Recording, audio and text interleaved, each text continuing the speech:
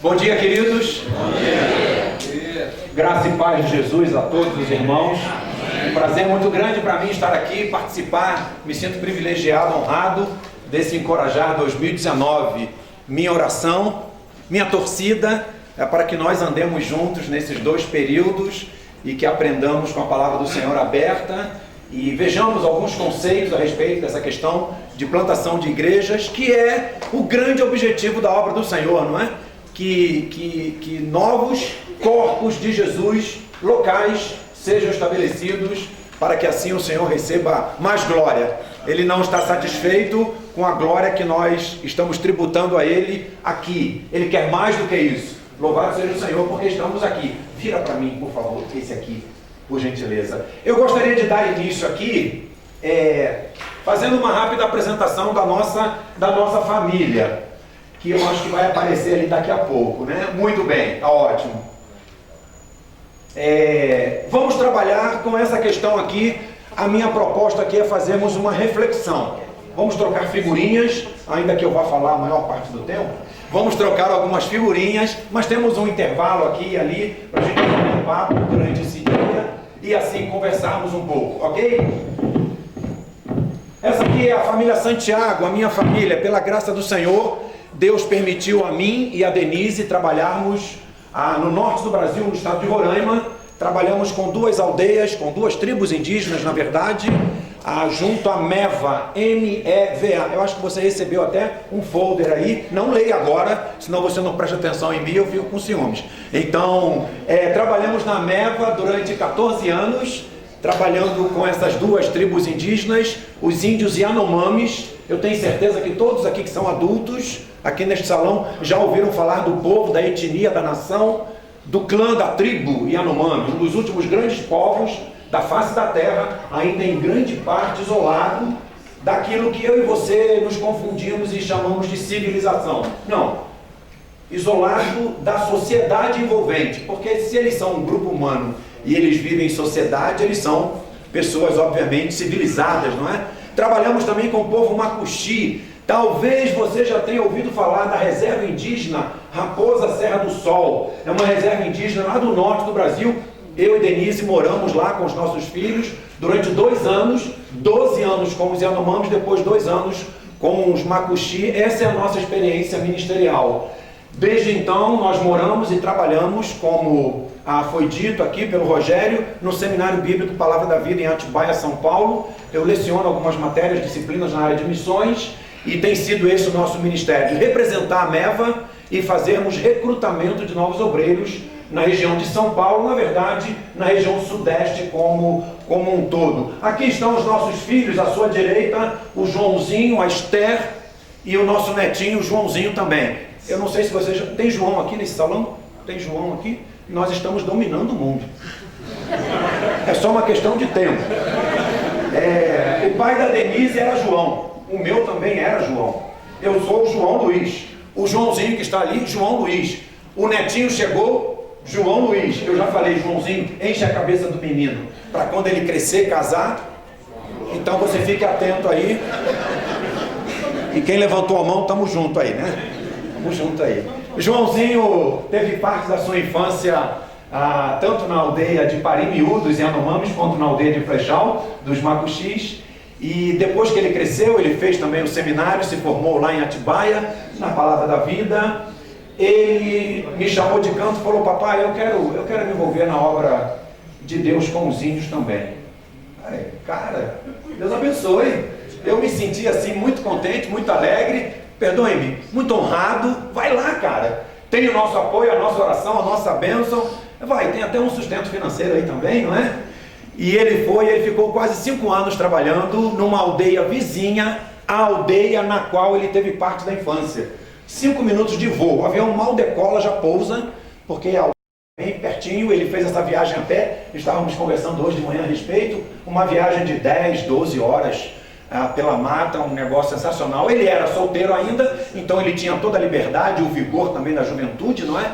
Ele se envolveu no trabalho com os índios com 21 anos de idade e ficou lá quase 5 anos. Depois ele foi para Anápolis, Goiás. Você já deve ter ouvido falar da missão Asas de Socorro. É uma agência missionária cujo propósito é o apoio logístico e de radiocomunicação ao trabalho de Deus em lugares de difícil acesso. É o caso do trabalho missionário entre povos indígenas na região amazônica. Então eles operam as aeronaves, os aviões, tem todo um equipamento lá para nos apoiar. Uma bênção de Deus. A sede fica em Anápolis, Goiás. Joãozinho ficou lá durante 3 anos e ele se formou em mecânico de avião e hoje ele tem a sua carteirinha da ANAC e tudo. Se você der uma passadinha ali em São Paulo, em Guarulhos, de repente você vai ver meu filho lá fuçando num avião desse tamanho, né? Que ele está trabalhando em Guarulhos lá, como mecânico de aeronave, ainda mecânico júnior, porque começou agora, né? É marinheiro bem de primeira viagem, não é? A Esther, a sua esposa, também ex-aluna da Palavra da Vida, e agora nos deu o netinho. Desculpe aqui, irmãos, maravilhoso, lindo, bonito demais, um menino, né? Eu acho até que puxou o avô, a impressão, não sei. E eles moram em Atibaia, bem pertinho de nós lá, então nós aproveitamos e estamos lambendo as crias toda hora, né?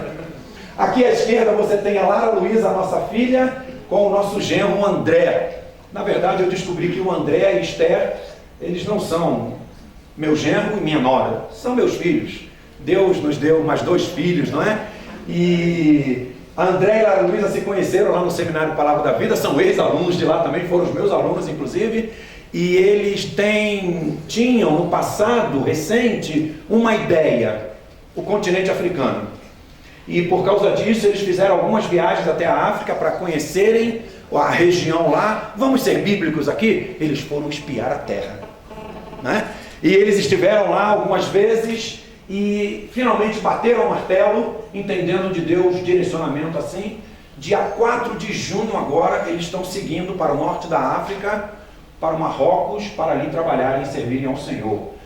A gente está muito feliz, muito contente com isso, e volta e meia vem à nossa mente: herança do Senhor são os filhos. Ei, você que é pai, você que é mãe, seus filhos não são seus, sabia disso, né? Eles pertencem ao Senhor. Grande parte da obra de Deus que será feita amanhã, será feita pelo seu filho e pela sua filha. Então, por favor, não prenda o seu filho e a sua filha na barra da sua calça ou na barra da sua saia. Não faça isso. Deixe o menino, a menina bater asas, servindo ao Senhor. Quem sabe aqui, amém, amém. Quem sabe ali numa cidadezinha próxima, amém. Quem sabe além, longe de mim e de você, amém, amém. O Senhor tem planos para os nossos filhos, desde que eu e você os liberemos, não é? Porque nós temos autoridade para segurar o menino, a menina, autoridade de Deus, inclusive, não é?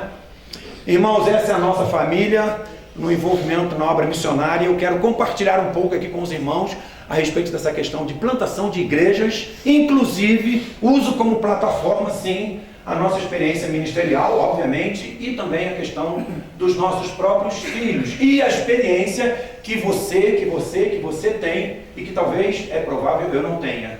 Então vamos juntos aqui nessa jornada. O meu objetivo aqui com os irmãos, temos uma introdução a fazermos, vamos olhar para o retrovisor, olhar os modelos históricos do passado a respeito de plantação de igrejas, os ambientes e os personagens da obra hoje.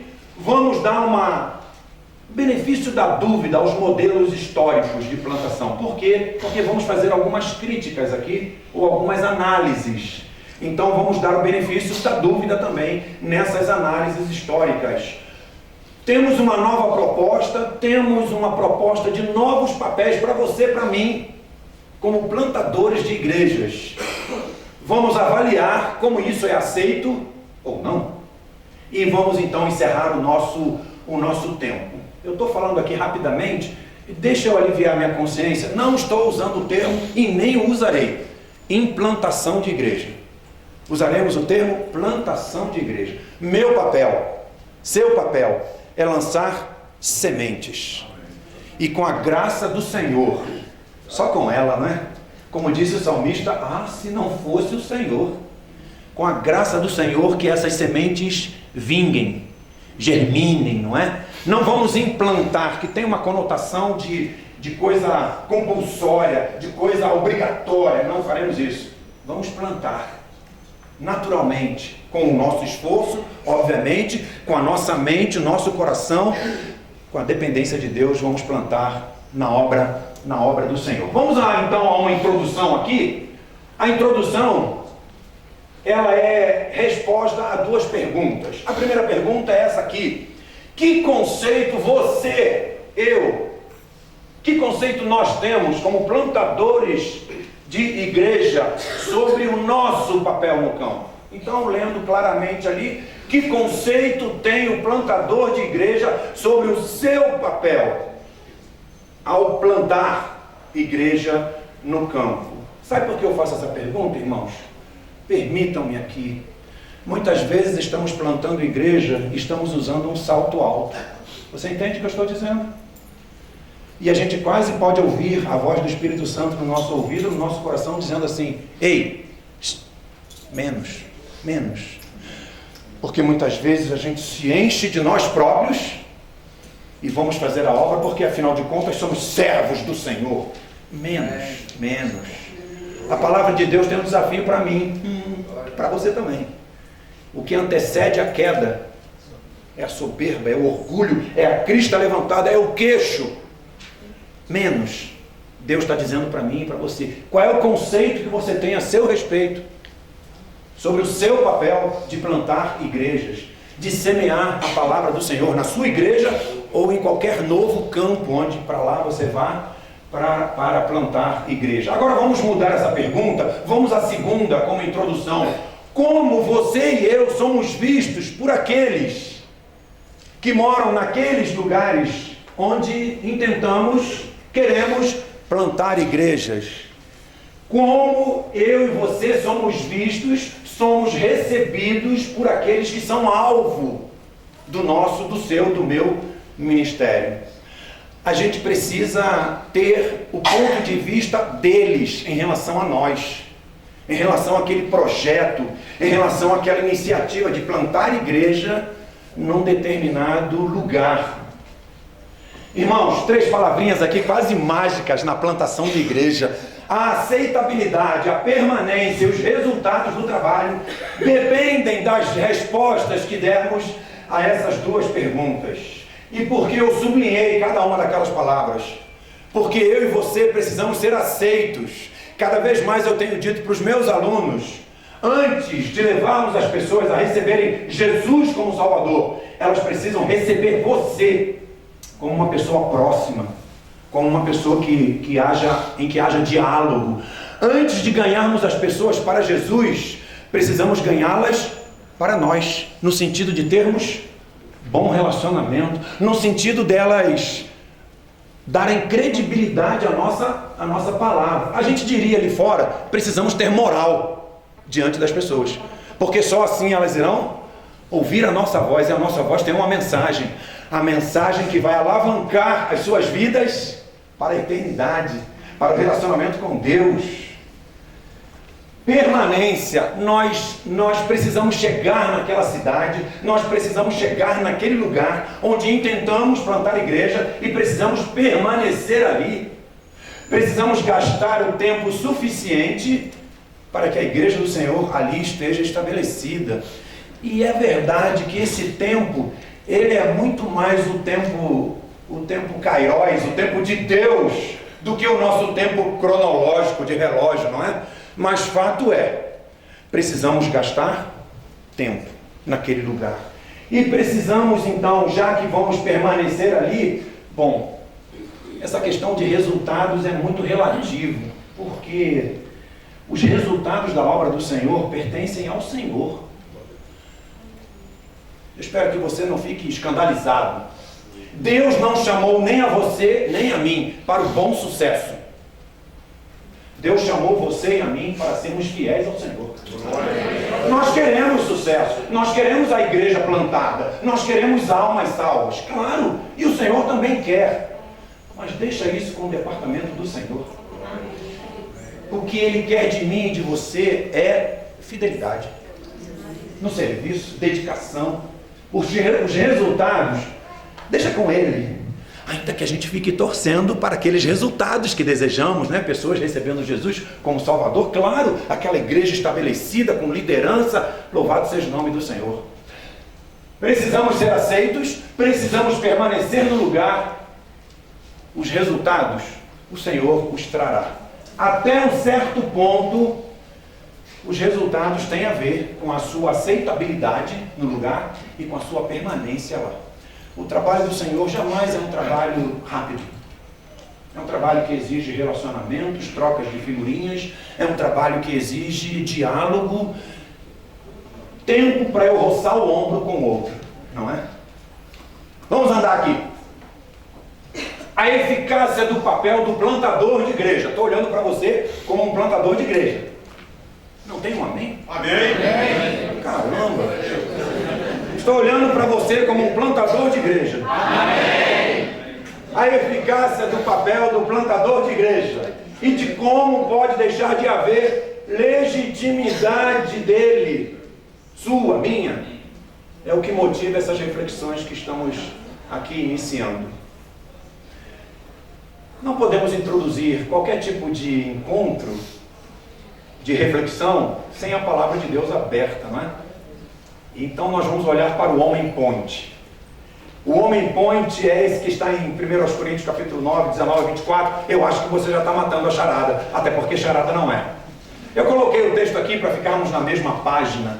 Aqui está o texto. Você que está aí no fundão, consegue ler? Consegue ler? Então vamos ler juntos?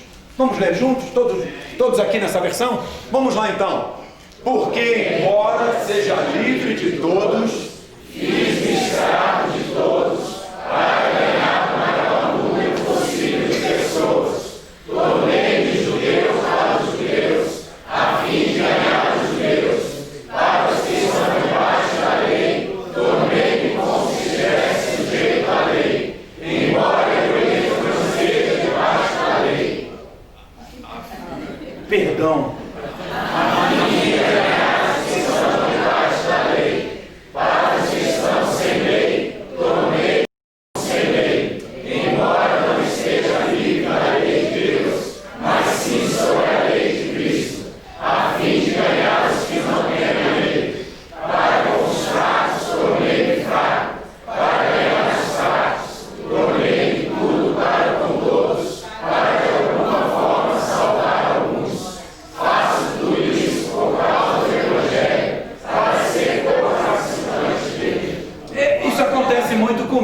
Não sei se acontece com você. Quando a gente faz uma leitura assim, uníssono, a gente fica tão preocupado em ler certinho, né? Tomara que o preletor não tire da tela, não tire a imagem da tela para a gente conseguir ler, não é? Que a gente não pega bem o que está lendo. Eu vou deixar o texto aqui um pouquinho. Mas sabe o que Paulo está dizendo? De forma curta e grossa. Quando eu estou junto dos judeus, quando eu estou junto dos homens que seguem a lei, eu me porto como eles. Sabe, aquelas abluções, aquele calendário lunar, aquelas dietas alimentares, não coma isso, coma aquilo, olha, cuidado, eu me porto como se fosse um deles. Mas ele deixa claro uma coisa, peraí um instantinho, anota aí, secretário, eu sou livre em Jesus. Eu me porto parecido com eles, mas eu sou livre em Jesus. Aí ele vira isso de cabeça para baixo. Isso é o apóstolo Paulo, o homem ponte. Ele vira de cabeça para baixo e ele diz o que agora? Quando eu estou no meio dos gentios, dos bárbaros, dos anárquicos, que vivem uma vida à vontade, fazem, acontecem, eu me porto como eles, eu vou para a galera, eu faço e aconteço. Mas está escrito lá. Mas anota aí, secretário. Eu estou vivendo debaixo da lei de Jesus. Eu me porto como eles. Mas naquilo que é imoral, naquilo que é ilegal, naquilo que é não ético, estou fora, meu irmão. É isso que ele está dizendo ali. Não conta comigo, porque eu não vou praticar imoralidade, ilegalidade, coisas não éticas, em nome da boa convivência, mas vou manchar o nome do meu Senhor. Estou fora, de jeito nenhum. E o texto termina dizendo, olha, eu estou me tornando tudo para com todos. Eu tenho um objetivo. E olha o objetivo que ele tem. Ganhar as nações. Não. plantar 300 igrejas. Não, não, não. O meu objetivo é salvar. Eu acho interessante isso, porque a gente tem uma visão muitas vezes de abraçar o mundo, fazer acontecer. Aí eu lembro daquela mulher Ciro-fenícia que se encontrou com Jesus e que estava perturbando ali, segundo os discípulos, né? Senhor, manda embora essa mulher, que xarope. Jesus falou: eu não fui enviado senão as ovelhas perdidas da casa de Israel.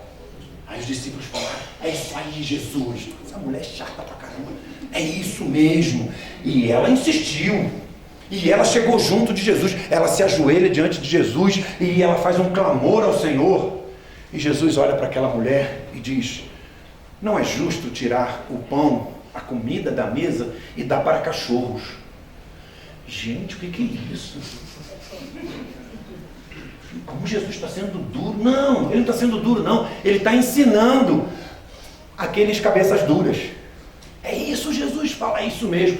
Mas a mulher dá uma resposta para Jesus. Você conhece o texto, né? Senhor, olha, é verdade. É isso mesmo. Mas permita-me, Senhor, dizer uma coisa. Até os cachorrinhos se alimentam e se satisfazem com as migalhas. Deixa eu comer as migalhas, está ótimo para mim. Jesus olha para aquela mulher. Gente, o que é isso? Isso é a linguagem revista e atualizada por mim, tá? Gente, mulher, grande é a tua fé realmente. E os discípulos ficaram tudo com cara de tacho. Porque o Senhor está ensinando que a palavra dele é para todos. E vejam, migalhas são capazes de alimentar. Eu fiz-me de tudo para com todos para salvar alguns.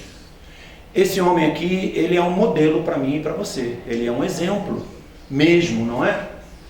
3 modelos históricos de plantadores de igrejas. Vamos olhar agora no retrovisor e olhar para esses modelos.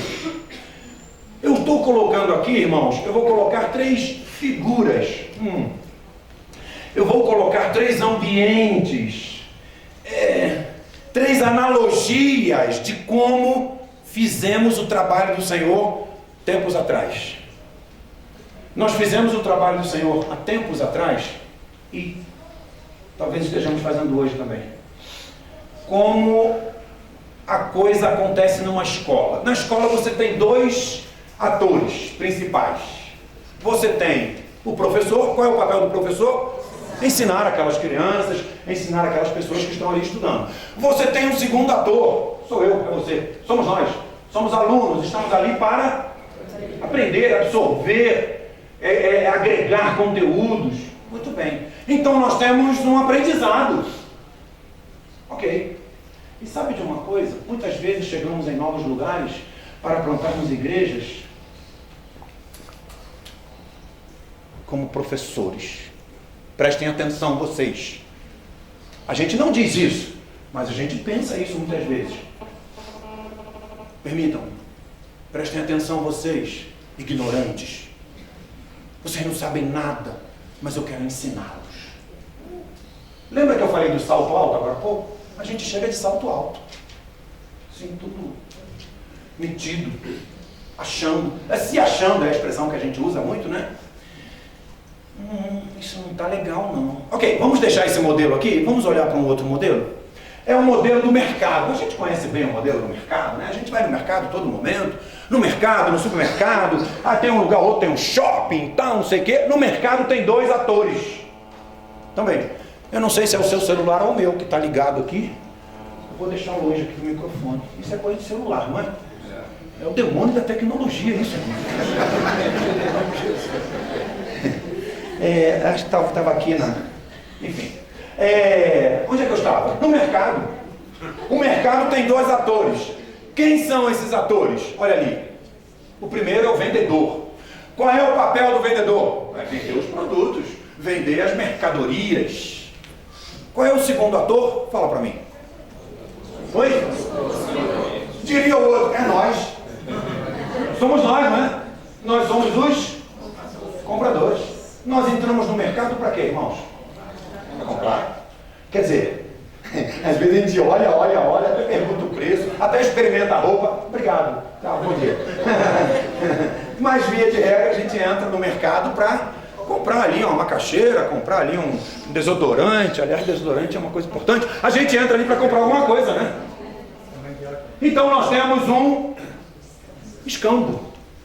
Eu coloquei a palavra escambo. Escambo significa troca, né? Troca sem papel moeda. Troca de produtos, né? Você entrega alguma coisa e pega a outra em troca. Então você... Irmãos, será que nós não estamos ou não temos feito a obra do Senhor como se estivéssemos no mercado oferecendo um produto? Entendam o que eu estou falando, por favor. Que produto que estamos oferecendo? Jesus. Vivência com Deus. Uma organização chamada igreja.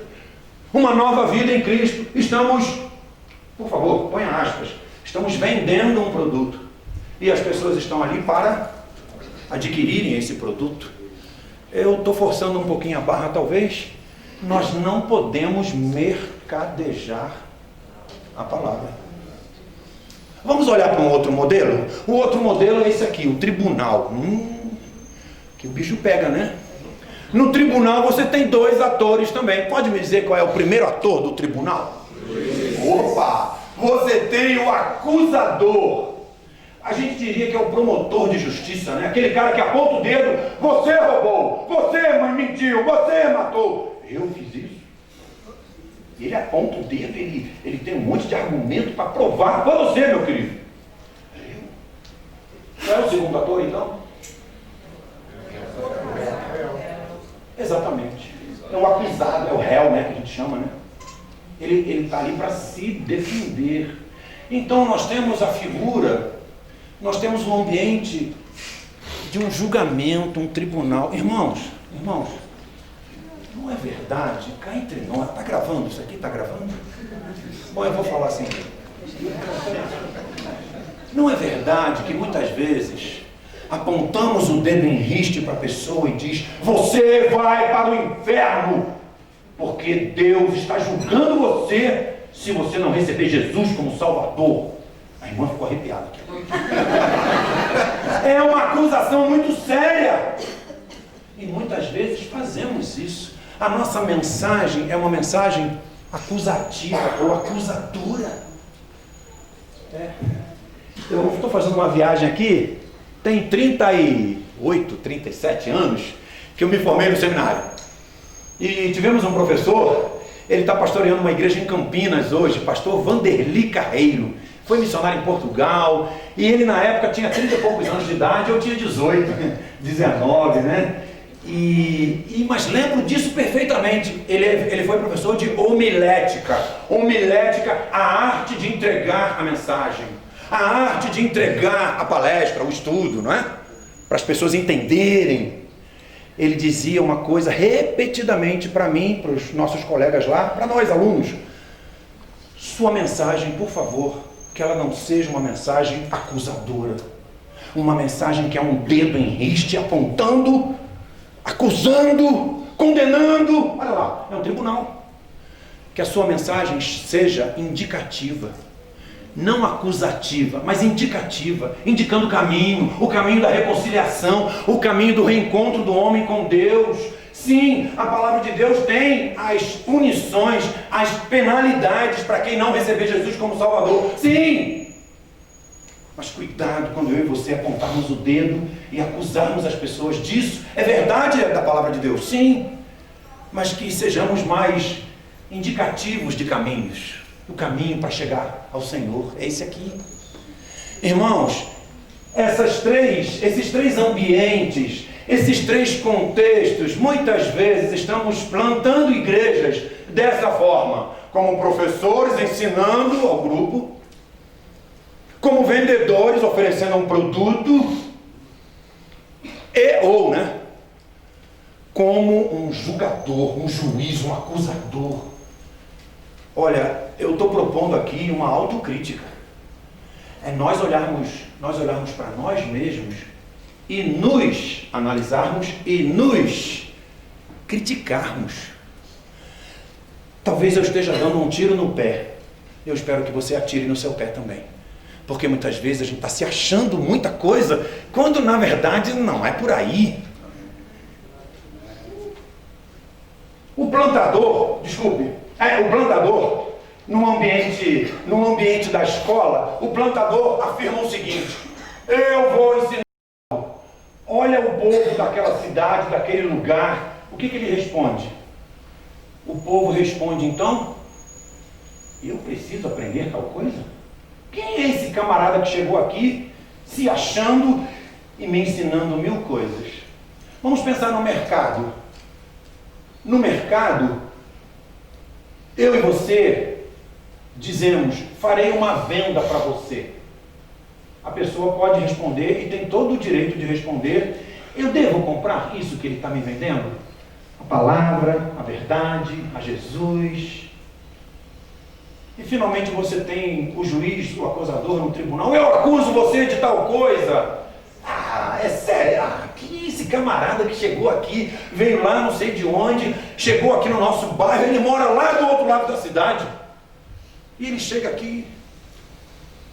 Irmãos, nós precisamos nos deslocar para o outro lado e olharmos para nós mesmos como se fôssemos agora povo-alvo, como se fôssemos o alvo da plantação, do ministério.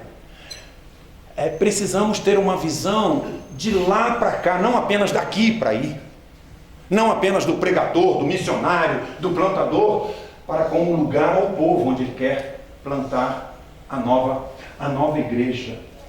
Olha aqui, o ímpio, o pagão, o não cristão, ele precisa daquilo que o plantador apresenta. Você dirá, eu também. Claro, João, claro que precisa. Claro que precisa.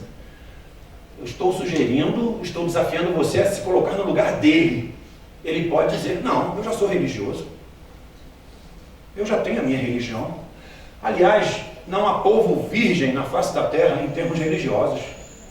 Quaisquer lugares onde você põe o pé, por mais isolado que seja, aquelas pessoas têm a noção de um ser criador, de um além, de um metafísico, de um sobrenatural. Eles têm uma ideia do que seja isso. Olha aqui, os papéis como os de professor, de vendedor, de acusador, são papéis eficazes para a transmissão do Evangelho? Não sei, do ponto de vista do povo-alvo. É essa sensibilidade que essas reflexões estão querendo motivar, fomentar dentro de nós. Quais são os ambientes, quais são os personagens da obra do Senhor de plantação de igreja? Eu coloquei aqui que eu e você devemos buscar papéis, ações verdadeiras, genuínas, a partir de quatro dimensões, 4 questionamentos que eu faço para mim próprio. Meu desafio aqui é que você questione para você mesmo os mesmos questionamentos. Primeira pergunta: a comunidade local, aquele lugar onde eu estou ou para onde eu vou plantar uma nova igreja, evangelizar, trabalhar ali para a obra do Senhor, eu sou relevante aos olhos daquele bairro, das pessoas que moram ali, daquela cidade? Como elas me veem como pessoa importante para fazer o que estamos fazendo? Ou somos apenas mais um ali? Irmãos, o tempo todo eu vou fazer isso. Entendam, eu sei que você tem e que eu tenho uma importância grande. Nós estamos levando a palavra de salvação para aquele lugar. Mas eu estou propondo que você se coloque no lugar dele, do outro.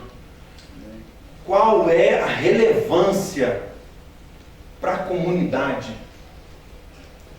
para eu estar ali? Olha, eu vou dizer já uma resposta aqui. Essa relevância é relativa. Muito relativa. Tem uma segunda pergunta. A segunda pergunta são aquelas pessoas que trabalham comigo na plantação de igreja naquele lugar. Talvez um outro casal, talvez algum outro obreiro. Eu não estou sozinho. Há uma pequena equipe, há um pequeno time, um grupo de pessoas que estão na intenção de plantar a igreja naquele lugar. Olha a pergunta. Esses meus colegas aqui, eles reconhecem o meu trabalho? eu realmente somo, eu realmente contribuo naquele grupo, naquela equipe?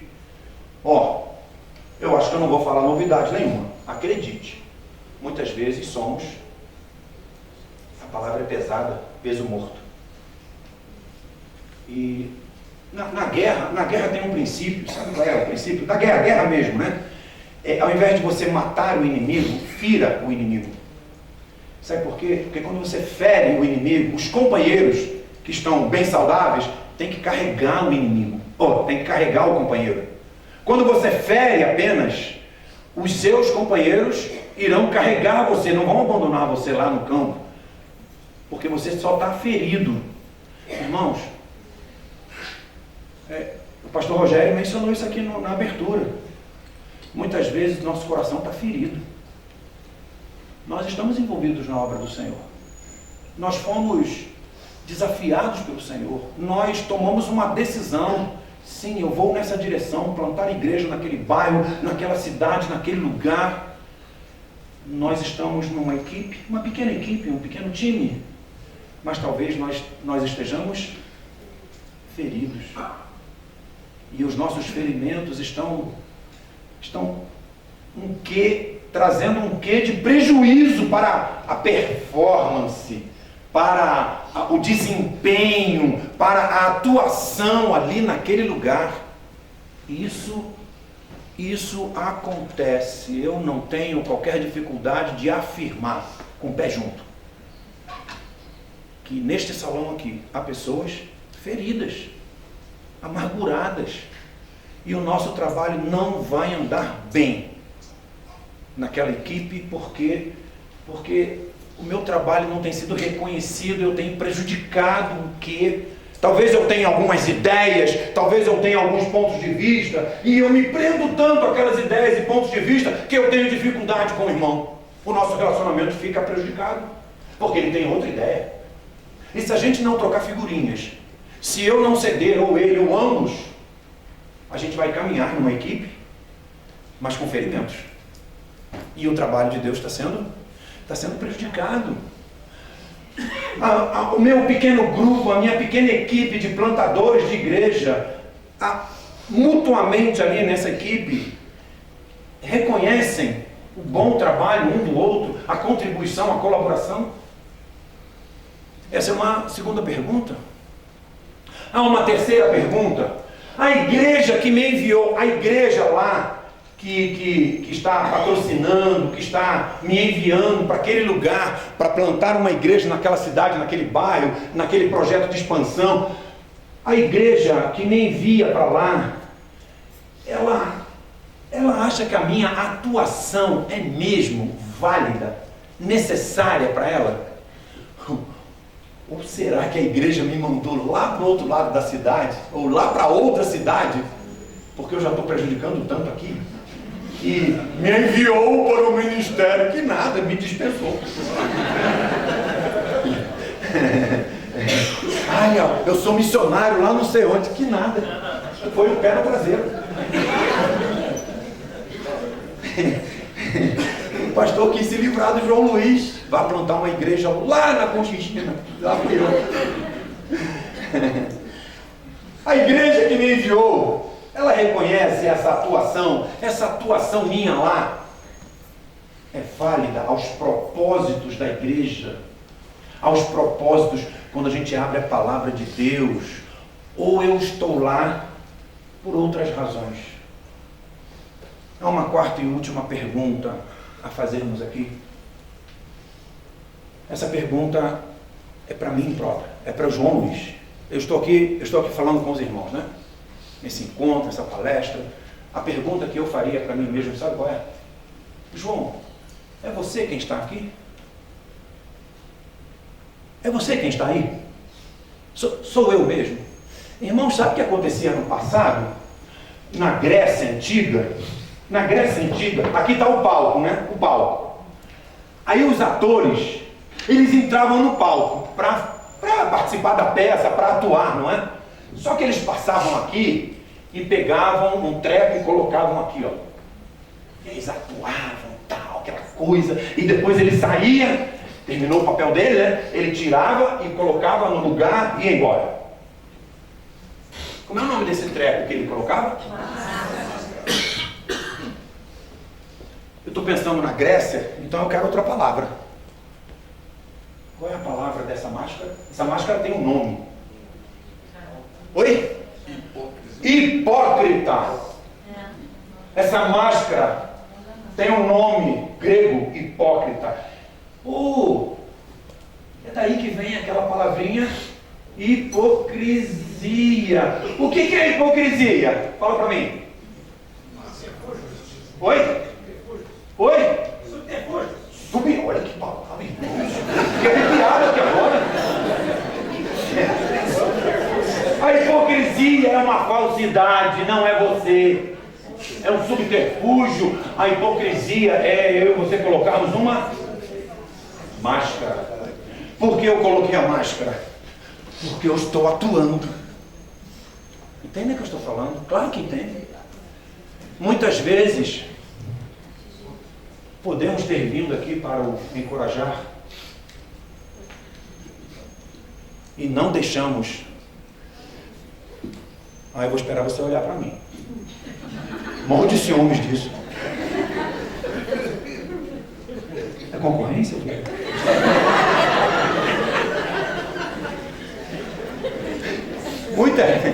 Peraí, vamos recuperar, né?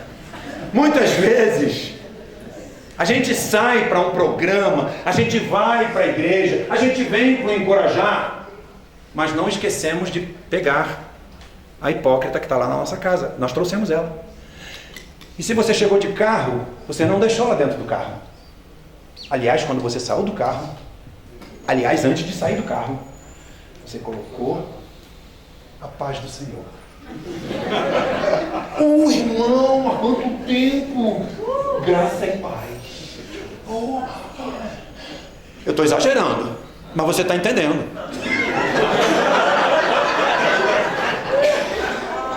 Ninguém sai do carro, caramba, levei aquela fechada, agora eu estou aqui, estou sentado no fundo, no meio, não tem espaço para a perna, e esse pastor que fica para lá e para cá, meu pescoço está doendo, porque eu tenho que ficar olhando. Caramba! A gente não faz isso, né? A gente... Oi, mano, graças a Deus.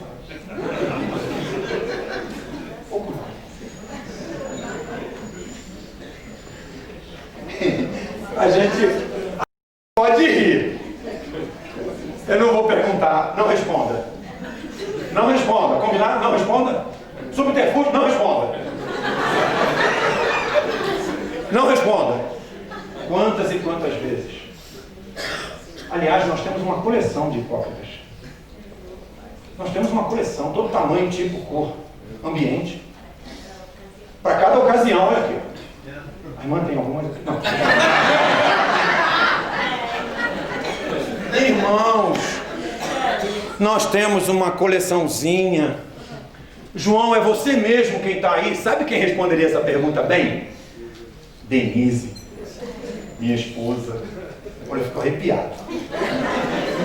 Porque se ela tivesse sentado aí, ela saberia responder. Aliás, você não ia perguntar isso para mim, ia perguntar para ela. Ele é assim mesmo? Ele tomou um remédio? Pode ser que não, né? Aliás, eu não tomei remédio da tireoide hoje de manhã. Não tomei. Mas não tem nada a ver com isso. Irmãos,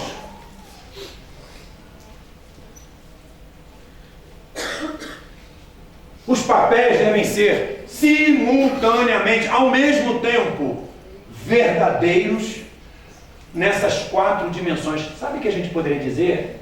Que essas 4 dimensões são 4 campos missionários.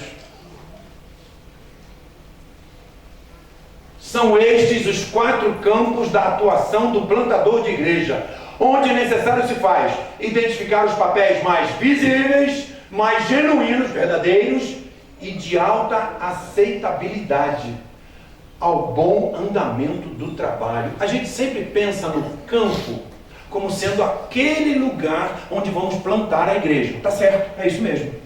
Mas o campo não é só esse. O campo é dos meus colegas da equipe também. O campo é a igreja que me enviou. O campo sou eu mesmo. Olha o cavalinho aí. A gente precisa olhar para esses 4 campos. E olha, eu sublinhei as palavras ali, não é? Já falamos sobre a primeira. Não, visíveis aqui, né? Esquece. Eu preciso ser visível. As pessoas precisam olhar para mim e reconhecerem em mim o que eu estou fazendo ali. Mesmo que eu utilize até algumas estratégias, ferramentas, que não sejam aquelas de cara anunciar a palavra de Deus. Talvez você seja, talvez eu seja um mecânico. Ok? Abriu uma coisinha ali, está consertando o carro e tal. E nisso você está compartilhando a palavra de Deus. Isso é uma estratégia. Isso não é usar máscara, isso é uma estratégia. Então a gente pode usar certos recursos, mas precisamos ser visíveis. Precisamos ser reconhecidos. Ali diz que nós precisamos ser verdadeiros. Eu acho que não precisamos gastar mais tempo sobre isso. Precisa ser eu, precisa ser você. Não alguma coisa outra, um ator. Não. Precisamos ser aceitos. É essa palavrinha que a gente já falou bastante a respeito lá atrás, né? Precisamos ser aceitos pelas pessoas. Porque a partir do momento que somos aceitos, nós poderemos apresentar melhor a palavra de Deus. Estava conversando hoje no café, lá na pousada, e mencionei uma questão. O que é um homem na cultura Yanomami? Índio Yanomami. Eu vivi lá 12 anos. Aí, para a gente chegar lá, o que você fez? Você estudou, você fez seminário, e tem até uns negócios grego e hebraico, você estudou. Aí você chega lá no meio da selva. Aí os índios, o Yanomami, bate o olho em você, e tudo que você é, ou que você fez naquela cultura, não tem valor nenhum. O que é um homem lá? Casado. Opa, conta pra mim. Cheguei casado. Cheguei 1 mês de casado. Cheguei casado lá na aldeia. Então, ponto pra mim, né? Ponto pra mim, sou casado. Um homem de verdade é casado. Ok. Segundo ponto, tem filhos. E... aí deu ruim. Eu e Denise decidimos ficarmos 3 anos sem filhos. Para você aprender melhor a língua, a cultura, entrar na vida deles. O filho é uma bênção, claro, mas cá entre nós atrapalha. Você não tem liberdade, ainda mais a criança pequena, não é? Então, não tínhamos filhos, 3 anos sem filhos. Rogério, está me dando um sinal? 5 minutos. Onde é que eu estava? Isso sempre me desestabiliza. Aí, casado, opa, ponto. Filhos, Inclusive, os índios iam conversar com outro missionário. Vem cá, tem algum problema com esse casal? E eles fazem alguns comentários que eu acho foi a razão da sua risada. Exatamente. Eles fazem uns comentários assim que você fica meio indignado. Mas enfim, né? Porque na cabeça deles tem que ter filhos. E a gente 3 anos sem. O Joãozinho veio exatamente depois dos 3 anos. Aí eu descubro também, e não é difícil você descobrir isso, o que é um homem para o Yanomami? É um caçador. Ele vai no mato, ele derruba os animais, ele põe o animal no ombro, ele traz para casa. E a mulher vai trabalhar. Não, calma, irmão.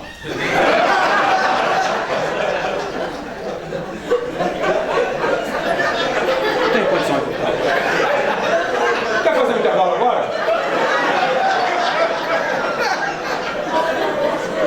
Segura, irmã, segura. O pessoal aí de trás, vamos orar pela irmã aqui.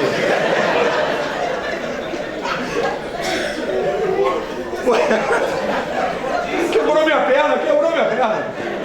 Você traz um animal para casa, irmã, por gentileza, se contém. Você traz um animal para casa, é a mulher quem vai esquartejar, preparar e tal, mas eu explico isso, irmão. Onde é que eu estava? O animal, traz o animal para cá. Esse é um homem, um cara que sabe deitar o animal. E ó, quando eu falo animal, estou falando de galinha, cavalo, porco. É onça pintada, jaguatirica, é porco do mato, é veado, é anta. É muito legal, viu? Eu não posso falar muito sobre essas coisas. Aí eu descubro que um homem de verdade é um homem que sabe construir casas. Irmãos, eu estou ficando deprimido. Eu sou nascido e criado lá no Rio de Janeiro. Tudo bem que eu nasci e fui criado num lugar meio esquisito, Complexo do Alemão. Acho que você já ouviu falar, já vendi muito picolé lá, mas calma. Quando eu era criança, adolescente, não era isso que é hoje. Era, como é que eu diria? Menos pior, né? Eu sou nascido e criado no Rio. Eu não sou nascido e criado para viver na selva, no meio dos índios. Não sou. Não foi o caso. Mas o que você faz? Você se esforça, tem que saber remar, né? E remar na corredeira, que é uma loucura remar na corredeira. Já virei uma canoa na corredeira.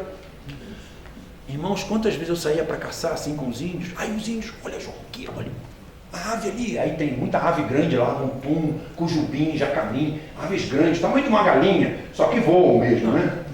E fora animais rasteiros. Olha João, animal ali. Aí eu pegava a espingarda.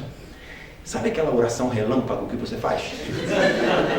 Eu já fiz muita oração relâmpago. Senhor, em nome de Jesus, nem que esse animal tenha um ataque cardíaco, com o barulho da arma, né? Mas que ele caia. Preciso disso.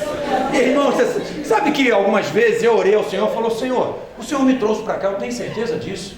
Já que eu estou aqui, o Senhor tem que me ajudar para eu derrubar o animal, para eu ter força e remar. E tem um agravante, olha, estou abrindo um parênteses aqui. 5 minutos, né? Já foi, né? Eu cheguei lá na aldeia, o Yanomami, ele não, na cultura Yanomami, você não tem controle sobre o seu nome. Quem decide o seu nome é a sociedade, é o grupo. E o seu nome é sempre reflexo de uma característica física, é reflexo de algum acontecimento, é alguma coisa que diz respeito só a você, não ao outro. Ok, eu cheguei lá, colocaram um nome para mim. Ramui. O que é Ramui? O doente.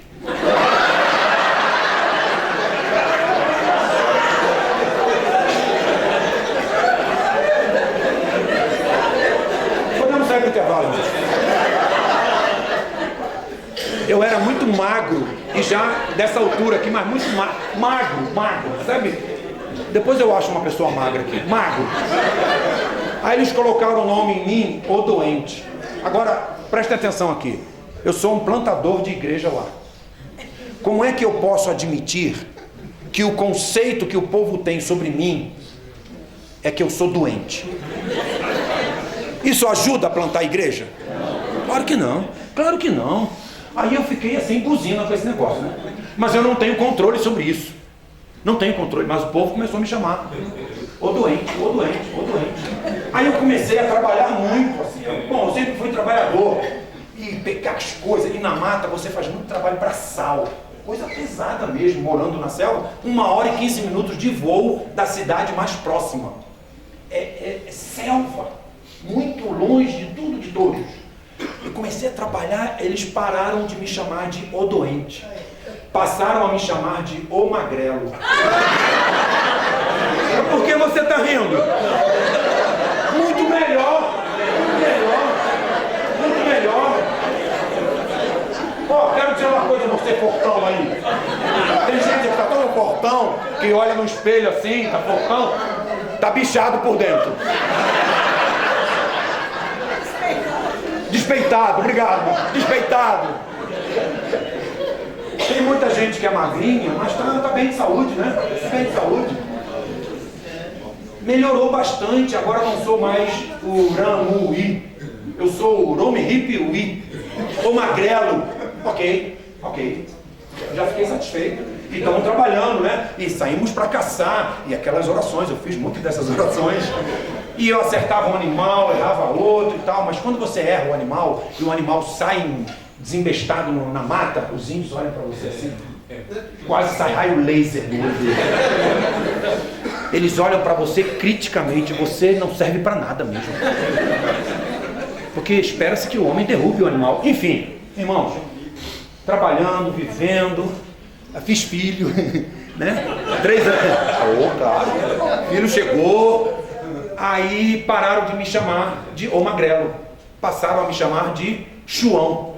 Meu nome, eles não têm o som de J, João, João. Ok, ótimo, pronto, acabou. Achei ótimo. Por que eu estou falando tudo isso? Porque eu estou dizendo que nós precisamos ser visíveis, genuínos, aceitos, segundo o ponto de vista daquelas pessoas. Lembra da passagem que lemos ali? É imoral? Saia fora. É ilegal? Saia fora. É não ético? Saia fora. Mas o que não for, tranquilo, é isso. Vamos nos juntar, vamos fazer como elas fazem, vamos viver como elas vivem. Deus há de nos abençoar, porque a obra não é minha, a obra é dele. Mas tem um papel que é seu, que é meu, não é? Tem um papel de credibilidade. Quem busca esse papel? Você. Eu busco esse papel. Não é outra pessoa que faz isso por mim. Somos nós próprios, não é? Então a gente precisa, é claro, suar um pouquinho e se esforçar, engolir o sapo. Já engoliu o sapo? Tem uns sapos que você engole, ele desce com a patinha aberta, assim. Arranhando assim. É horrível, horrível. Mas faz parte. Eu vou falar o que eu falei lá no começo. Vamos sair do intervalo, né? Deus não nos chamou para o bom sucesso. Ele chamou você e a mim para isso. Sermos fiéis a Ele e trabalharmos. E trabalharmos. Vamos entrar no benefício da dúvida ao retornarmos? Pastor Rogério, algum aviso? Ok. 10 minutinhos de intervalo, irmãos. Fique à vontade.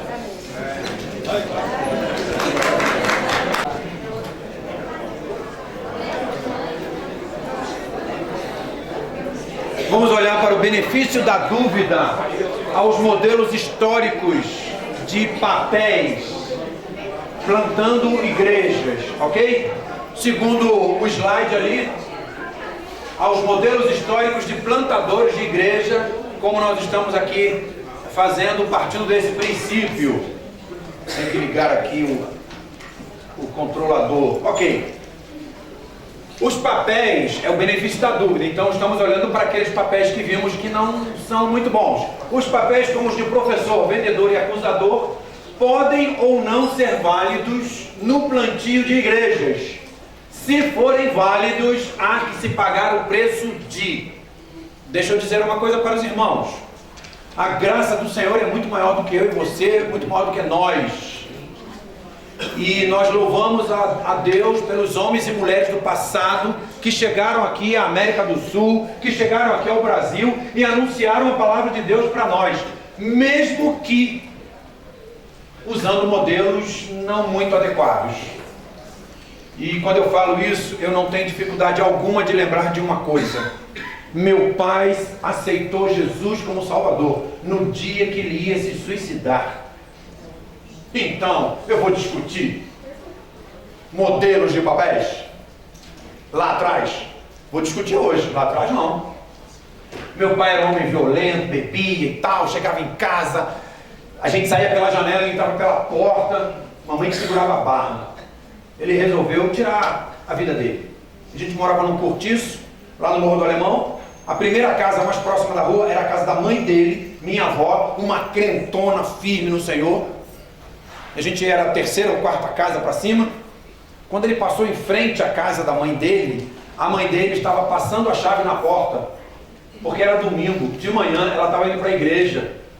E no que ela passa a chave na porta, ela olha assim: meu filho, vamos para a igreja? Ele falou: vamos. Para a igreja, para o bar, para o centro de macumba, qualquer lugar tá bom, vamos. Sabe aquela pessoa sem propósito, vamos.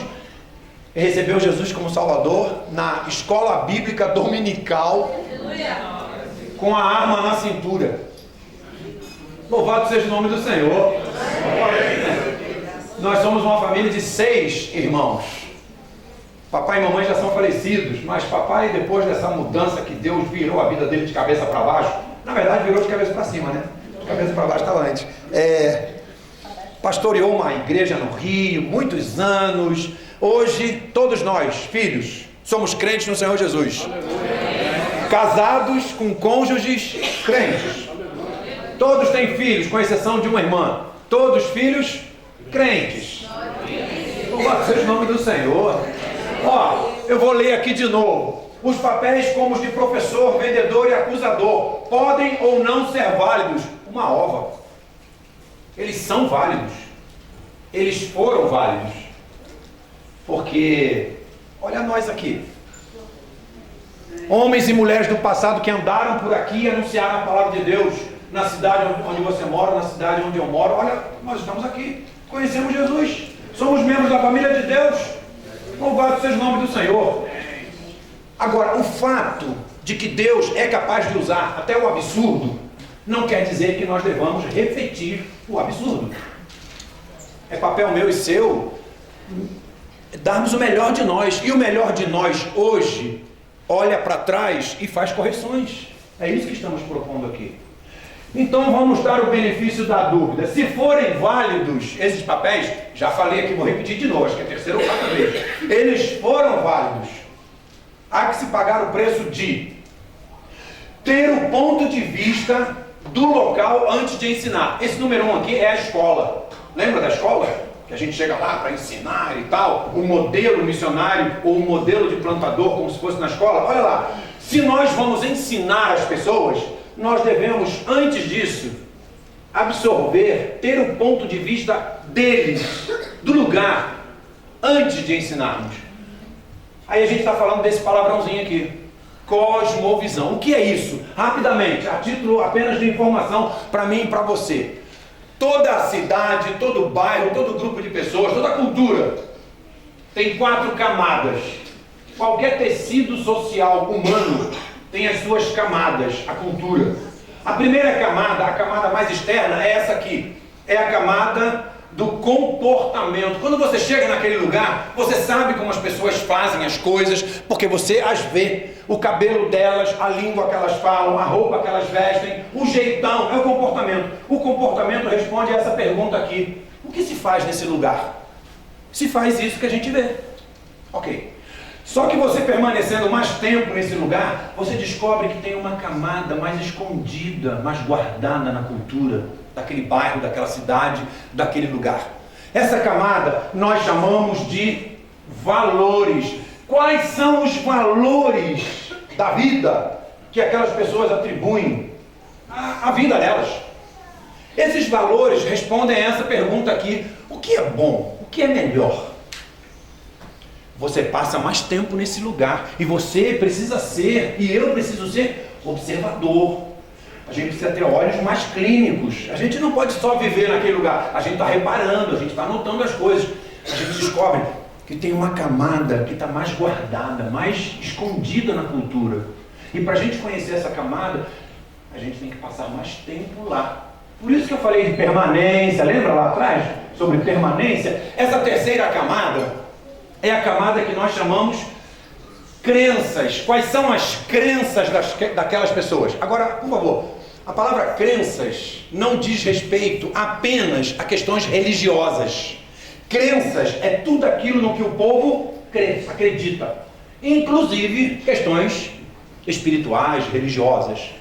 A camada chamada crenças, ela responde a essa pergunta aqui: o que é verdadeiro para mim? O que é verdadeiro para aquelas pessoas? Você passa mais tempo, você faz mais observações e você descobre uma última camada. E toda a cultura tem essas 4 camadas. Não importa onde estejam aquelas pessoas, elas possuem essas 4 camadas. Essa cultura tem 4 camadas. A quarta e última camada é exatamente a palavra que nós colocamos. É a cosmovisão. E olha, a palavra já está dizendo o que é. De forma curta e grossa, é isso mesmo. É visão do cosmo. É visão da vida.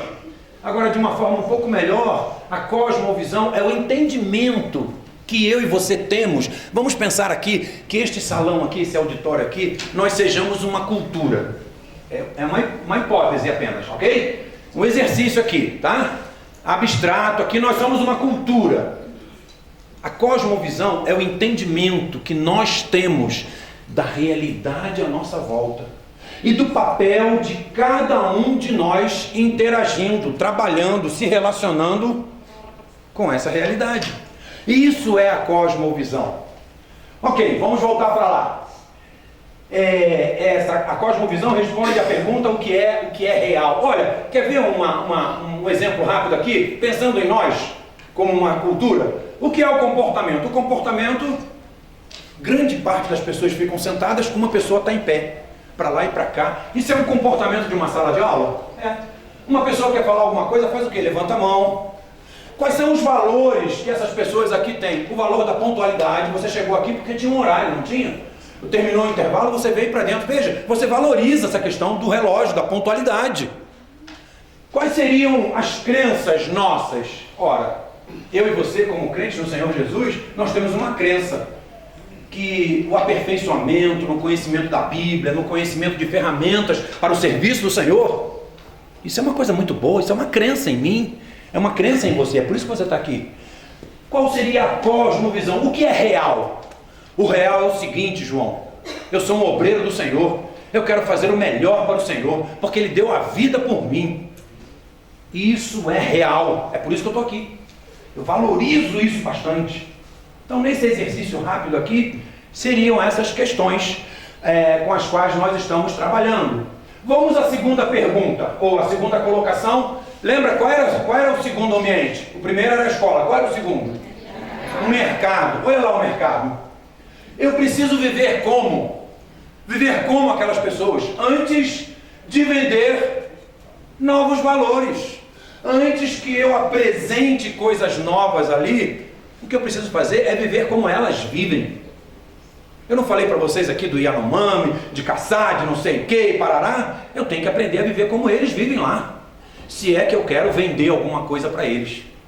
Estamos falando de contextualização. Eu coloquei a definição aqui, a definição de contextualização. Sou eu e você comunicarmos o Evangelho de forma bíblica, de forma teologicamente fiel e, ao mesmo tempo, humanamente inteligível, entendível e relevante ao ambiente cultural, ao ambiente social, ao ambiente temporal. Eu preciso abrir a palavra de Deus, entender o Evangelho, ensinar o Evangelho biblicamente. A gente entra em alguns lugares e a gente ouve cada pregação, que é qualquer coisa, menos Bíblia. Eu preciso ensinar a palavra de Deus biblicamente, de forma fiel à teologia, e ao mesmo tempo que as pessoas entendam o que eu estou falando. Elas conseguem entender, porque eu estou tentando comunicar o melhor possível na pregação da palavra, e esse entendimento tem que ser relevante para elas, na cultura, no modo de vida delas, na condição social delas. São pessoas pobres, faveladas, muito ricas. Qual é a condição social e econômica das pessoas? Qual é a condição temporal? Ou seja, a pessoa de repente perdeu um ente querido. Ela está machucada, está com tristeza no coração, porque morreu um familiar. A palavra de Deus tem que ser apresentada para ela nesse contexto temporal. Então isso é contextualizar a mensagem, colocá-la de forma, vamos colocar de uma maneira bem, colocar de forma palatável, que as pessoas possam digerir, comer e se satisfazer, de acordo com a palavra do Senhor, não com as vontades das pessoas, não é? O terceiro ambiente que vimos foi o tribunal, lembra? O tribunal, se vamos acusar as pessoas, olha lá, eu preciso me deixar medir antes de expressar juízos sobre aquelas pessoas. Estamos falando do ético e do êmico. Duas palavrinhas emprestadas de algum lugar aí. O que é ético? Eu vou voltar aqui para essa porta. Ético. Sou eu olhar para os irmãos e fazer uma análise do ponto de vista externo. Eu vou fazer uma análise aqui do meu ponto de vista. Eu estou aqui olhando vocês, olha, são homens e mulheres, eles se sentam aleatoriamente, não é? Tem homem, tem casal, todos sentados, eles são comportados. Eu estou fazendo uma análise de fora, entende o que eu estou falando? Estou fazendo uma análise de fora. Agora, o que é êmico? Êmico é uma análise do ponto de vista interno do participante da cultura. Sabe o que é isso? Deixa eu escolher aqui. É isso. Com licença aqui, irmão. Posso passar aqui? Com licença, irmão. Por favor, seja breve. Obrigado. Aqui, com licença, irmã. Obrigado aqui. Eu pisei no seu pé. Ok, obrigado. Ah, eu estou entendendo. Eu estou entendendo porque o irmão demorou para me dar passagem, porque é meio apertado, né? Entendem o que eu estou falando? Eu agora estou analisando do ponto de vista do lado de dentro. E olha, não tem um ditado popular aqui no Brasil que diz assim: a primeira impressão? Que ditado malvado, cruel. Sabe por quê? Essa primeira impressão que você está tendo sobre mim, não sou assim, irmão. Sou um cara mais legal, mais bacana. Você está achando? Por favor, não é bem assim.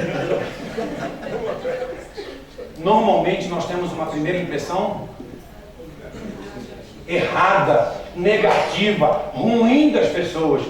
Por quê? Porque eu estou fazendo uma observação lá da porta, de fora, mas quando eu penetro naquela casa, quando eu vivo naquele lugar, naquele bairro, naquela cidade, eu entendo porque certas coisas acontecem ali. A minha compreensão é maior, concorda? É maior. Ah, então eu vou sair daqui, olha quanta bolsa no chão, como é que eu vou sair aqui, irmão? Por favor, por gentileza. Podia ser mais rápido? Obrigado aqui. Puxa vida. Irmãos, é isso. Uma análise ênica é análise aí, ó, de dentro do lugar. E ela é uma análise mais perfeita, melhor. Ela é mais abalizada, sem dúvida alguma. Sem dúvida alguma. Em se fazendo assim, não podemos desconsiderar a maior demanda de tempo, de esforços, de riscos, que não são pequenos, da descontinuidade da presença sua e minha lá, e consequentemente do ministério naquele lugar. A gente, se não levar essas coisas em consideração, a gente vai embora. A gente não aguenta ficar, porque é difícil ficar lá. E olha, eu estou falando tudo do ponto de vista humano, já reparou? Tem um inimigo das nossas almas, que a última coisa que ele quer é que você plante uma igreja não sei aonde, que você evangelize aquela pessoa. Vamos para frente. Qual é a proposta que temos então? A proposta de novos papéis para o plantador de igreja. Opa, peraí. Tem um fio desencapado. Você sabe o que é um fio desencapado? Tem eletricista aqui? Eletricista? Tem?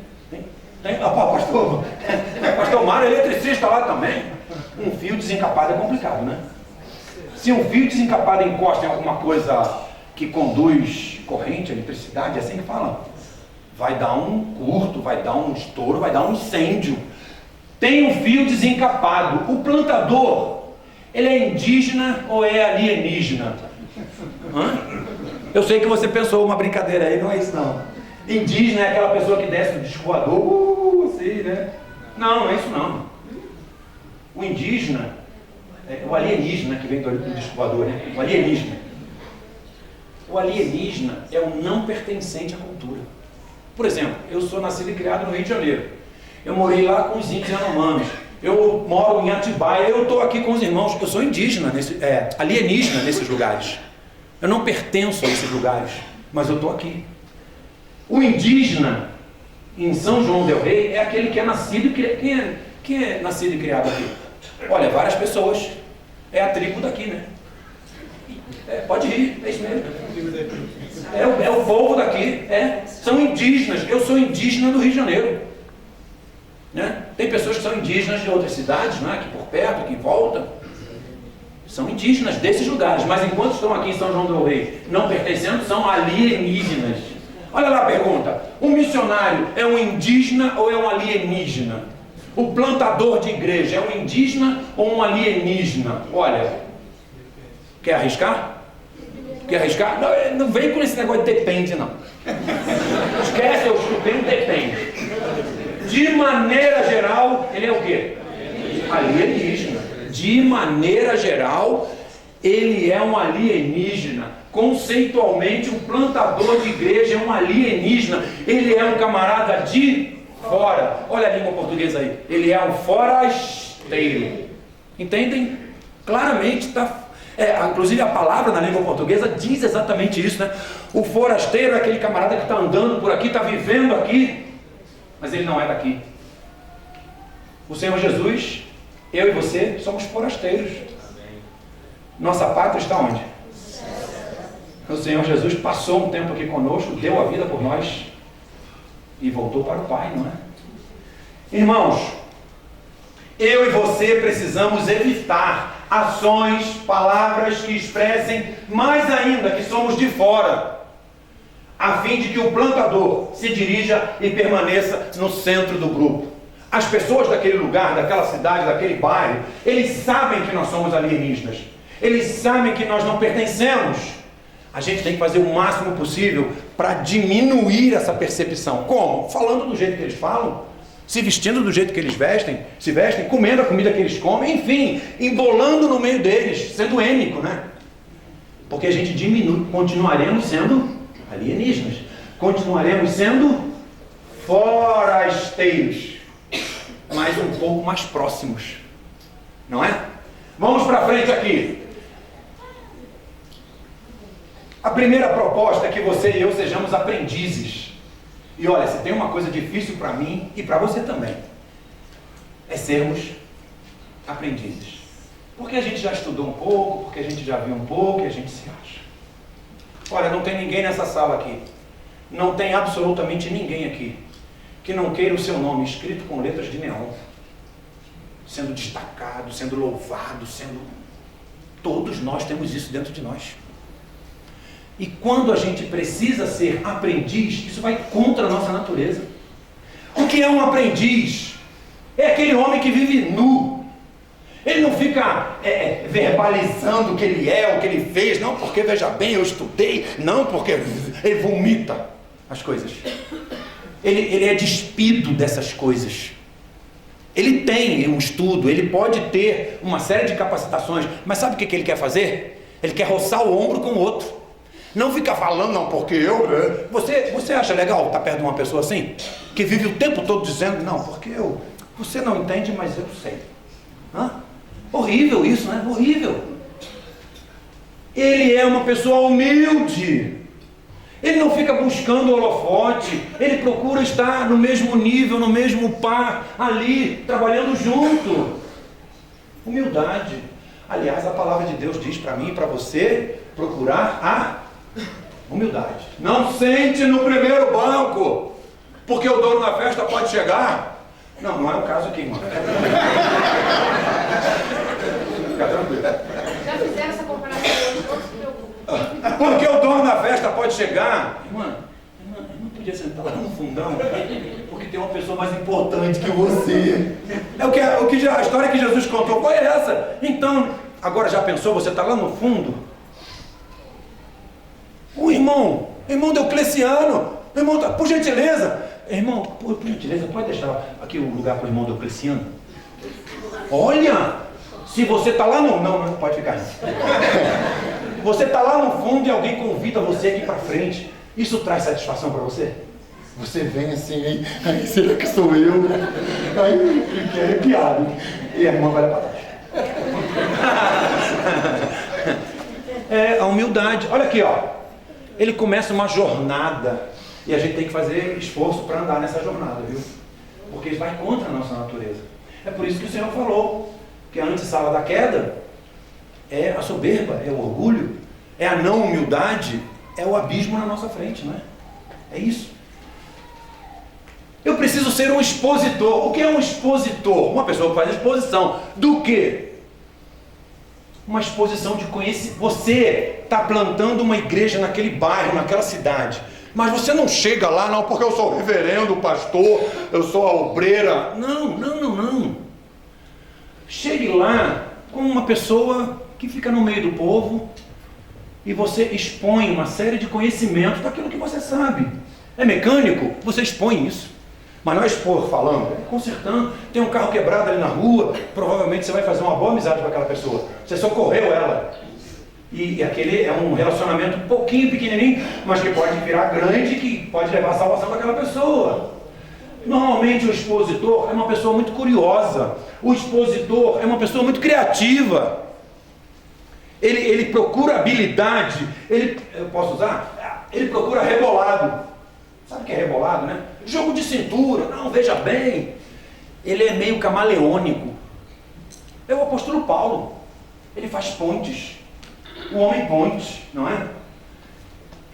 Ó, eu e você precisamos estudar, no mínimo, a palavra de Deus, mas quem já chegou lá? Tem sempre algo novo, é uma fonte inesgotável. Nós precisamos ser pessoas que leem a palavra, livro, para ajudar, para conhecer mais. Olha, eu vou plantar a igreja na cidadezinha tal. Eu posso fazer uma pesquisa sobre aquela cidade. Qual é a população da cidade? Qual é o tipo de gente? Como é que é o comércio? Tem fábricas, tem comércio? Como é que é? Olha, eu estou conhecendo aquele lugar. Eu chego lá e as pessoas têm prazer de estar ao meu lado, ao seu lado. Por quê? Porque você não fica o tempo todo falando de Bíblia. Não, calma. Você fala das coisas da vida, normais. E aí tem oportunidades para falar da Bíblia. Aí tem oportunidades para falar de Jesus, consertando o carro. Não é? Eu estou falando da mecânica aqui o tempo todo, né? Olha um novo papel, contador de histórias. O que é um contador de histórias? É um camarada que conta histórias. Legal isso, né? Ele conta histórias do quê? Da sua família, do lugar de onde ele veio, coisas da vida, histórias que ele conhece. Ele é contextual. Ele conta a história do jeito que o pessoal conta ali. Você já reparou como quando você está do lado de alguém que sabe contar história, que sabe contar piada, e aí tem aquela pessoa que faz aquele ele chegou, presta atenção. Aí você fica ligado, porque é gostoso ouvir essas coisas, não é? E tem que ser boa piada, não pode ser piada também ruim, né? Entre nós, né? Essa pessoa atrai outras pessoas. Ela atrai para perto de si. Isso é positivo, muito bom. A palavra missões, a palavra plantar igreja tem um sinônimo, sabe qual é? Relacionamentos. Não existe plantador de igreja que não se relacione com o homem da quitanda, do banco, da fila, do trânsito, do posto de combustível, com o vizinho. Ele se relaciona com as pessoas. Não é aquela pessoa que vive isolada. Ele sabe contar histórias. Ele sabe fazer colocações. E ele vai contar histórias da palavra de Deus também. E olha quantas histórias não tem a palavra de Deus. E você conta daquele jeito que o pessoal daquele lugar conta histórias. Isso é muito positivo, muito legal mesmo. Vamos avaliar como é que aquele bairro, como é que aquela cidade aceita ou não você desempenhando esses novos papéis. Que papéis? O papel de contador de história, que acabamos de falar, o papel de expositor, o papel de aprendiz. Como é que as pessoas olham para você? Nós colocamos aqui. Lembra daqueles 4 campos? Aí eu juntei 2 aqui, ó. A igreja que enviou você e também os seus colegas da plantação de igreja. Como é que eles veem você? Como é que eles avaliam você nesses 3 papéis? Você como um aprendiz. Olha aqui. As pessoas vão questionar. Você é um aprendiz? Você não está ali para aprender coisa alguma, você está ali para ensinar a palavra de Deus. Você não tem que aprender coisa nenhuma. Você tem que se impor e ensinar a Bíblia para as pessoas. Não. Sim, tem que ensinar a Bíblia, mas tem que fazer isso de forma humilde, delicada, se envolvendo com as pessoas. Não, por quê? Claro que não. E você como um expositor? João, isso é desnecessário, isso não é espiritual. Eu ficar ali falando das coisas, como é que é lá e tal. Não, isso tem que falar da palavra de Deus. E a gente espiritualiza mesmo isso. Irmãos, não tem relação nenhuma uma coisa com a outra. Você pode ser uma pessoa muito interessante, aproveitando oportunidades, então, para apresentar a palavra de Deus. E você como um contador de histórias? João, isso é mais ou menos aceito, porque nós somos mesmo pregadores da palavra de Deus. Se você quer chamar isso de contar histórias, ok, pode chamar, parece meio infantil, mas pode chamar. Nós somos pregadores da palavra. Sim, somos. Mas é bom não sermos pregadores da palavra com um salto alto. É bom contarmos histórias da palavra de Deus, de Jesus, do Espírito Santo. As tantas histórias que a gente encontra na Bíblia com ensinamentos tão preciosos, não é? Ok, uma outra análise aqui. Como é que você, eu próprio, como é que nós olhamos para nós mesmos desempenhando esses novos papéis. Você como aprendiz, você aceita, eu aceito, pois, não é, irmãos, cá entre nós, a gente vai morar naquele lugar, a gente vai morar com aquele pessoal, a gente conhece pouco deles, nós conhecemos as nossas limitações, é uma jornada, lembra? Então a gente aceita esse papel de aprendiz, porque realmente somos aprendizes ali. E você como um expositor de conhecimentos, inclusive da palavra de Deus, João, isso aí eu questiono, viu? Isso parece muito mundano, isso parece muito secular, e de novo a gente cai naquele lugar. Eu estou aqui para pregar a palavra de Deus, não estou aqui para falar de coisas outras. Quando eu vi o Yanomami esquartejando um animal, eu falei, gente, tem que ter ciência para fazer isso. Não é meter a faca e sair cortando, porque senão você corta umas glândulas que certos animais têm, que inclusive contaminam a carne, que dá um gosto ruim, etc. E você como contador de histórias? Olha, você aceita ser um contador de histórias? Pois eu vim aqui para pregar a palavra de Deus. Olha, a gente está falando a mesma coisa que falamos anteriormente. Se você quer chamar isso de contar histórias, ok, eu estou aqui para contar histórias. E é verdade, o Evangelho é a história das boas novas. O Evangelho é a história de Jesus. O Evangelho é a história do amor de Deus. História, a Bíblia está cheia de histórias, não é? Muito bom. Opa, de vez em quando vai rápido demais.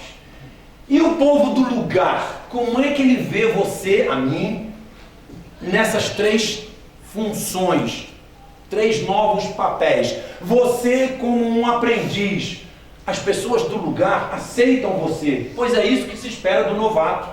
Eu acabei de chegar naquele lugar para viver ali com a minha família. Eu sou um aprendiz, não é mesmo? Eu não conheço as coisas. Eu estudei, eu li sobre aquele lugar, aquela cidade e tal. Ótimo. Mas na prática, na hora que você senta no meio do povo, na hora que você mora naquela rua, é aí que você vai começar a conhecer. Não é? Então as pessoas aceitam você como um aprendiz. E você como um expositor, você vai ser aceito. É curioso, sabe, cá entre nós, irmãos, quando chega aos nossos ouvidos novidades, a gente fica animado, a gente quer ouvir. Olha, não estou nem falando de fofoca, porque se a gente falar de fofoca, eu tenho todo o tempo do mundo. Mas a gente gosta de ouvir novidades, não gosta? E olha, uma pessoa que venha lá não sei de onde, passa a morar perto de você, ou perto no meio daquele povo. As pessoas naturalmente têm uma curiosidade, quem é essa pessoa e tal, e ela realmente tem um jeito de contar, de falar, de se relacionar. Olha, eu e você, nós precisamos ser pessoas atraentes, simpáticas. Sabe aquele crente todo fechado? Porque eu sou crente. As pessoas vão querer ser crentes por causa disso, por exemplo? Não. E de vez em quando a gente é bem carrancudo, né? Bem assim. O irmão também? Ok. E você como contador de histórias? Eu como contador de histórias? Como é que o povo do lugar aceita ou não? Aceita sim. Contar histórias é universal. Tem uma coisa chamada oralidade. Irmãos, não há povo no mundo que não fique preso, imantado, cativado por você quando ouve histórias bem contadas, oralmente, oralidade. Olha, pode ser aquele homem que mora num grande centro em Belo Horizonte, em São Paulo, sei lá onde, ele é um homem muito... Mas conta uma piada para ele, fazendo aquelas vozes, fazendo uns gestos, conta uma história para ele, interessante, ele vai prestar atenção, ele vai parar, ele vai prestar atenção, porque contar histórias é algo universal, não cativa só crianças, não, cativa a mim e a você, adultos. Precisamos terminar o nosso tempo. Pastor Rogério está olhando para mim demais, eu estou reparando nisso, então eu preciso terminar aqui. Olha lá, está olhando de novo. Vamos terminar a nossa palestra aqui. Olha aqui, a gente falou disso aqui o tempo todo, né? Construindo pontes de relacionamentos e plantando igrejas.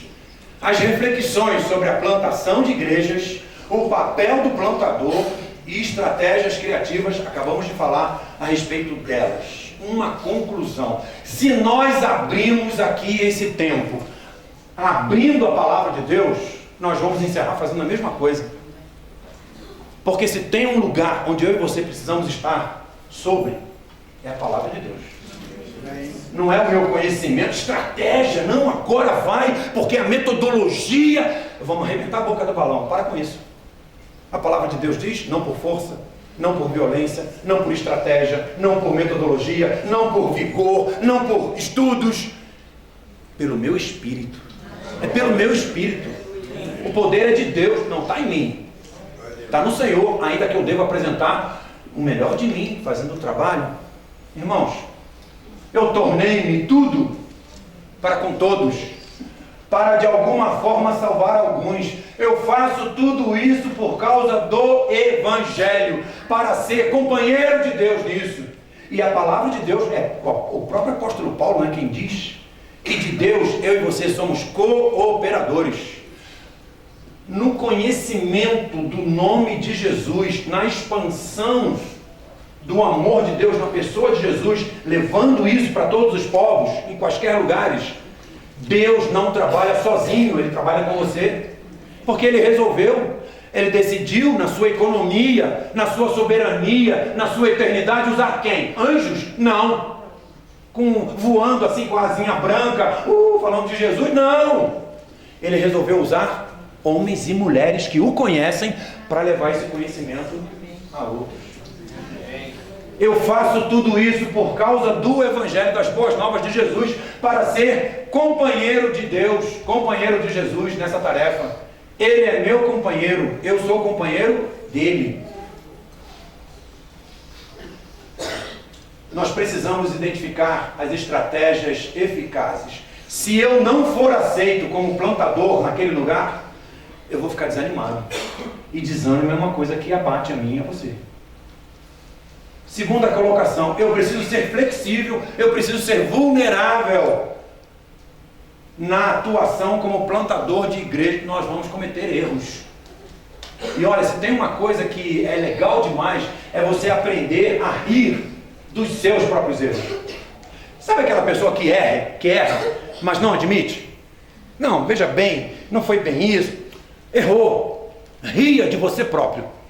Ria do seu erro. Isso é um ótimo aprendizado. Nós somos humanos, nós somos vulneráveis, nós somos falhos. E obviamente se eu errei aqui, eu vou tentar melhorar para não ficar errando toda hora, né? Porque aí, brincadeira uma coisa dessa, né?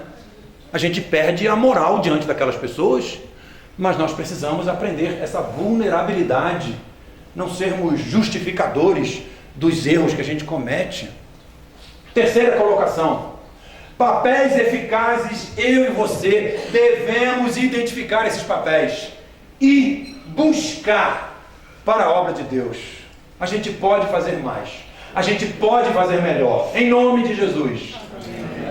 Isso que está em cima do meu pescoço e do seu, isso não é demoníaco, isso não é mundano, foi Deus quem deu para mim e para você. Inteligência, criatividade, sacada, perspicácia, Deus deu isso para você, precisamos usar isso, ainda que a base mesmo seja o poder de Deus. A última colocação aqui, eu e você, plantadores de igreja, precisamos estabelecer pontes de relacionamentos e assim sermos aceitos por aquelas pessoas com as quais estamos fazendo ligação. Que Deus nos dê da sua graça. Eu quero repetir e deixar muito claro, estamos fazendo aqui uma reflexão, estamos olhando para trás e criticando, mas quer saber, irmãos, o que Deus quer ver em mim e em você é desejo de servi-lo. É aquilo que Isaías diz, Senhor, é nós. Se fosse hoje, Isaías diria assim. Lembra? Eis-me aqui, envia-me a mim. Isaías capítulo 6, de 1 a 8. Lembra disso? Lembra? Está na sua Bíblia, lembra? Hoje, Isaías diria o quê? Senhor, põe meu nome nesse trem. Aqui é Minas, né? Põe meu nome nesse trem. Uai, obrigado. Tô dentro, Senhor, tô dentro. Conta comigo. É nós. Estamos juntos. Deus quer ouvir isso de mim e de você. Falando para Ele. Assim, no esconderijo do nosso coração, com sinceridade. Deus usa ferramentas que é o seu nome aí, que é meu nome aqui. São essas ferramentas que ele resolveu usar. Nós temos que querer que sejamos agraciados pelo Senhor nesse sentido. Que privilégio trabalhar com Deus! Eu não vou terminar dizendo que Deus nos abençoe. Sabe por quê? Porque Ele quer nos abençoar o tempo todo. Eu vou terminar da seguinte maneira: que nós queiramos ser abençoados por Deus. Amém. Pastor Rogério, por favor.